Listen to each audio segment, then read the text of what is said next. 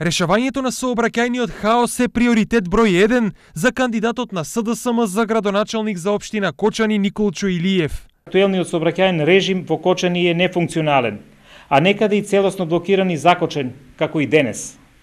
Денешниот динамичен тренд на живот има потреба од регулирање на сообраќајниот режим.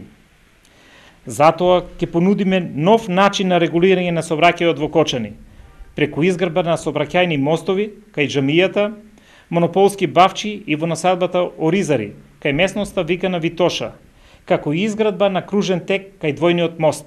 Во прилог на решавањето на сообраќајните проблеми, Илиев ветува и изградба на катна гаража за растеретување на центарот. Освен сообраќајни решенија, Илиев понуди и неколку други. Изградба на старички дом, реконструкција на градскиот парк, гасификација на градот, изградба на младински центар, изградба на детски градинки и многу други проекти.